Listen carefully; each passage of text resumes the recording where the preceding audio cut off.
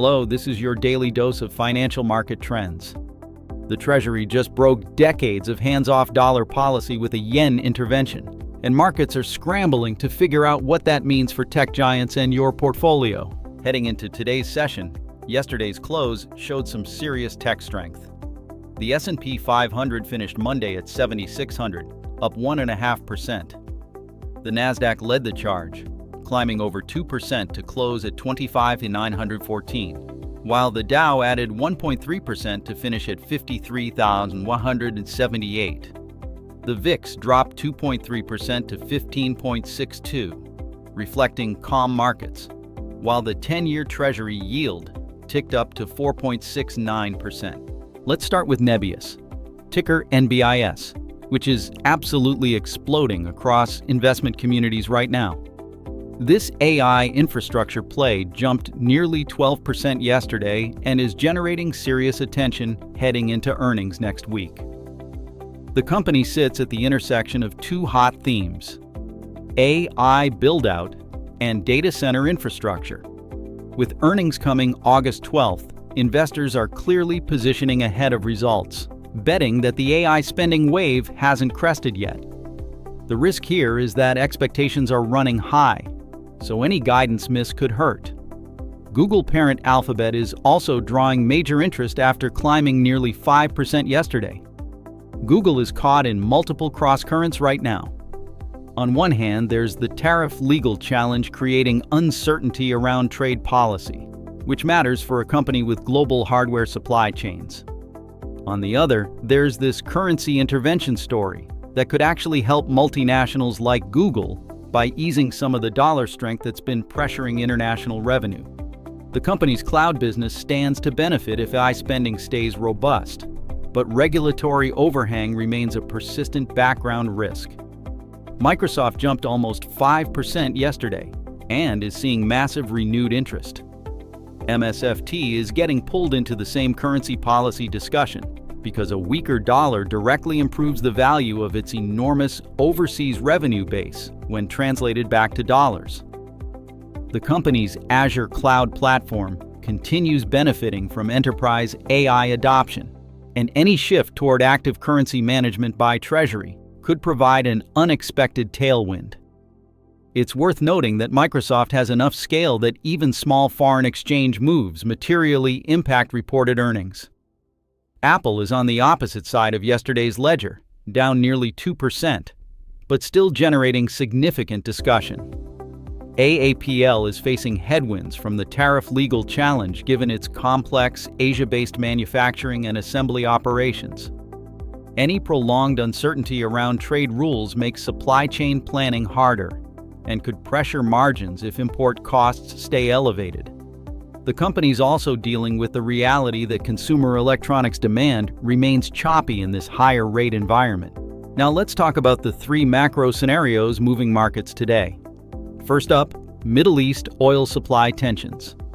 Iranian conflict is pushing oil prices higher with tanker threats in key shipping lanes hitting the worst levels since the war started. The bull case, at about 25% probability, is that diplomatic efforts secure shipping routes and reduce confrontations, which would bring oil prices back down, ease inflation pressure, and improve margins for companies with heavy energy costs, though energy stocks themselves would pull back. The bear case, running about 45%, is that tanker attacks intensify or major routes face sustained disruption, potentially driving oil past $100 a barrel.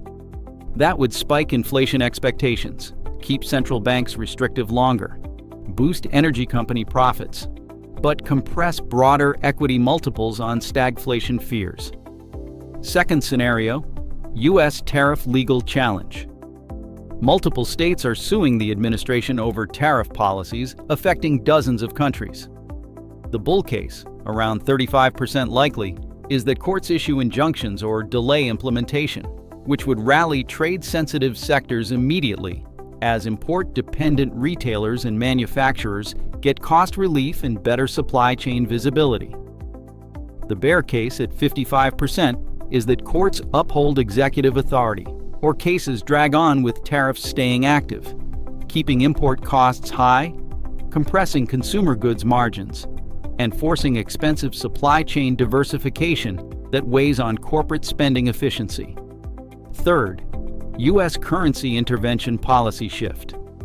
Treasury Secretary Bessent's yen support marks a potential departure from decades of dollar non-intervention. The bull case at 40% is that yen support stays limited to extreme volatility without establishing systematic currency targeting, moderating dollar strength just enough to ease emerging market pressure while preserving export competitiveness concerns.